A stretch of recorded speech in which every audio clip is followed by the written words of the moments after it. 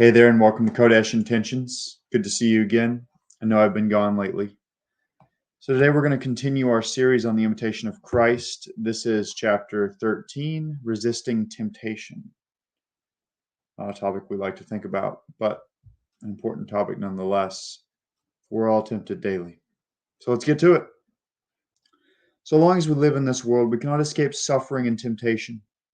Whence it is written in Job, the life of man upon earth is a warfare. The life of man upon earth is a warfare. Looks like that's Job 7:1, according to the footnote. The life of men upon earth is a warfare. Guys, that's so telling about what we have to face every single day. If you truly are devoting yourself to Yah, if you are pressing into Him, you will be under fire. The devil walks about like a roaring lion, seeking whom he may devour. You will be tempted.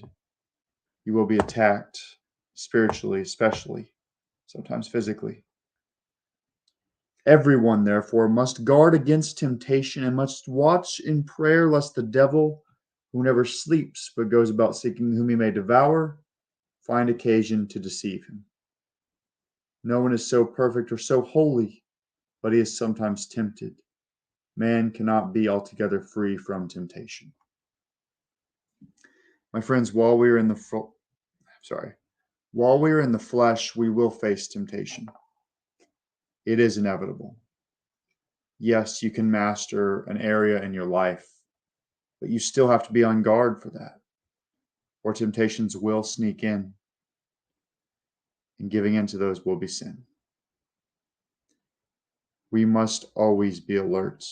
We must always be watchful in prayer, especially for the temptations that target us, each individual person specifically, because we all have our own weaknesses. Yet temptations, though troublesome and severe, are often useful to a man, for in them he is humbled, purified, and instructed. Humbled, purified, and instructed. The saints all passed through many temptations and trials to profit by them, while those who could not resist became reprobate and fell away. There is no state so holy, no place so secret, that temptations and trials will not come. Man is never safe from them as long as he lives, for they come from within us. In sin we were born. When one temptation or trial passes, another comes. We shall always have something to suffer, because we have lost the state of original blessedness. My friends, there will come a day when we are glorified, where the stronghold of sin will be eradicated, the stronghold within us, for it is within our bodies. But we will have new bodies, composed entirely of spirit. There will come that day where temptation no longer faces us, for temptation will not be for us. So let's look forward to that day. And in the meantime, look at the temptations for what they are. Lessons. Everything in this life is a lesson. Every trial, every temptation, every good thing, every bad thing. They're all lessons purifying us. Never forget that. Never surrender. Never surrender to despair. Many people try to escape temptations, only to fall more deeply.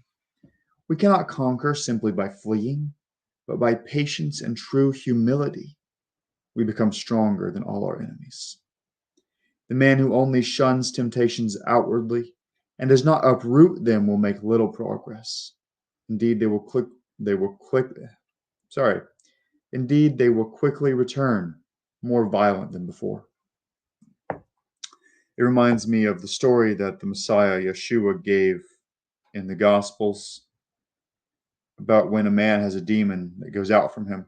It goes out and gathers 7 other demons, more deadly than itself, more evil, and returns to its home, finding it swept.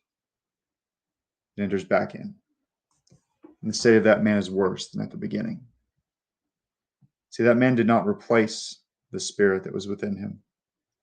That man did not have the indwelling of the Holy Spirit. He simply went about his life cleaner, cleaned up his life, but did not devote himself to Yah. Little by little, in patience and long suffering, you will overcome them by the help of God rather than by severity in your own rash ways. Often take counsel when tempted, and do not be harsh with others who are tempted, but console them as you yourself would wish to be consoled.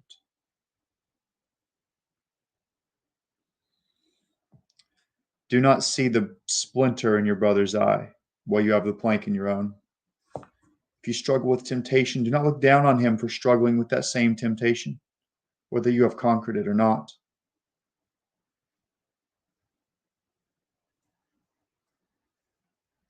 Fire tempers iron, and temptation steals the just.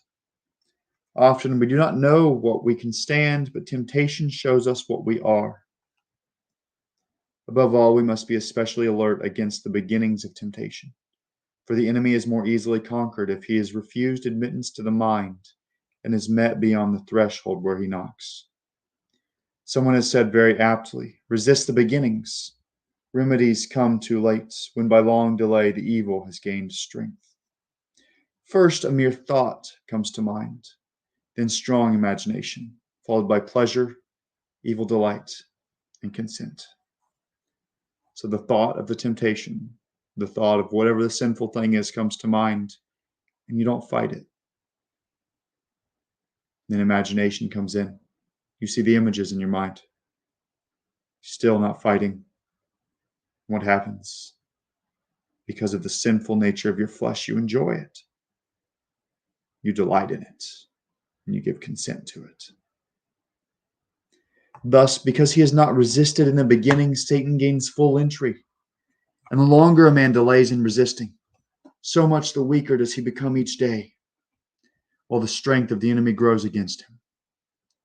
Some suffer great temptations in the beginning of their conversion, others toward the end, while some are troubled almost constantly throughout their life. Others, again, are tempted but lightly according to the wisdom and justice of divine providence, who weighs the status and merit of each and prepares all for the salvation of the elect. The salvation of his elect. We should not despair, therefore, when we are tempted, but pray to God the more fervently that he may see fit to help us. For according to the word of Paul, he will make issue with temptation that we may be able to bear it. Let us humble our souls under the hand of God in every trial and temptation, for he will save and exalt the humble in spirit. And my friends, when you conquer the temptation, do not become prideful and say, I conquered this of my own strength. For it is Yah who gave you that strength. Pride only brings your downfall. It will only bring the downfall of your spirit, the downfall of your mind, and potentially your life. Pride is the enemy. In temptations and trials, the progress of a man is measured. In them, opportunity for merit and virtue is made more manifest. When a man is not troubled, it is not hard for him to be fervent and devout. But if he bears up patiently in time of adversity, there is hope for great progress. Some, guarded against great temptations, are frequently overcome by small ones, in order that, humbled by their weakness and small trials, they may not presume on their own strength and greatness. My friends, resist temptation. Do not just flee from it, but fight it. Pray and devote yourself to the Father. Call out, cry out to the Father when it feels like you just cannot win. I guarantee you, he will give you the strength and he will give you the way out. Guys, I know this was fairly long. If you have been with me to the end, I thank you greatly. And I ask you, leave me a comment. Let me know you stayed all the way through. I highly recommend this book, as I always do, The Imitation of Christ. It is a great devotional.